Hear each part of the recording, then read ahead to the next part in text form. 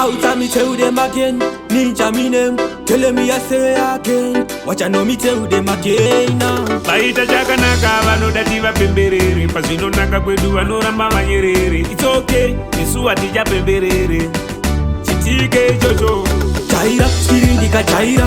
Kwedu vano daira kana ndichishaura.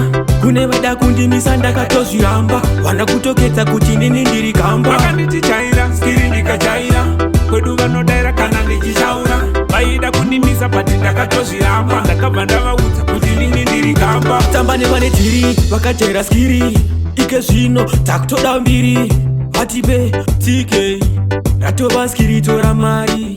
Vaida kundimisa vakatonditadza. Ndakasimba kungazino rekumatadza. Ngoma tichirova, ngoma tichifaisa. Out like fire, ngoma dzedu dzakunaya. Jaira, skirindika jaira. Kwedu vanodaira kana ndichishaura.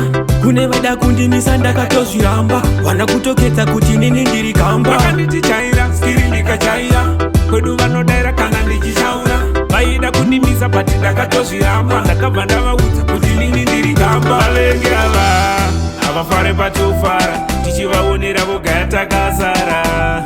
Vanotengesa fishi pachirungu yatinoti vaita chakanaka. Vanoda tivapemberere. Pazvinonaka kwedu vanoramba vanyerere. It's okay, Yesu atichapemberere ende atichanyengerere. Jaira, skirindika jaira.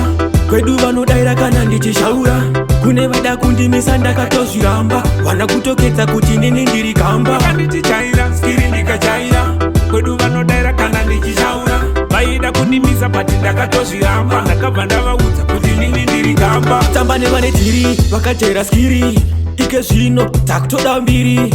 Vatipe, tike, ratova skiri tora mari. Vaida kundimisa vakatonditadza. Ndakasimba kungazino rekumatadza. Ngoma tichirova, ngoma tichifaisa. Out like fire, ngoma dzedu dzakunaya. Jaira, skirindika jaira. Kwedu vanodaira kana ndichishaura. Kune vada kundimisa ndakatozviramba. Vana kutoketa kuti nini ndiri kamba. Vakanditi jaira, skirindika jaira. Kwedu vanodaira kana ndichishaura. Vaida kundimisa pati ndakatozviramba. Ndakabva ndavaudza kuti nini ndiri kamba. Valenge ava avafare patofara. Tichivaonera vogaya takasara. Vanotengesa fishi pachirungu yatinoti vaita chakanaka. Vanoda tivapemberere. Pazvinonaka kwedu vanoramba vanyerere. It's okay, Yesu atichapemberere.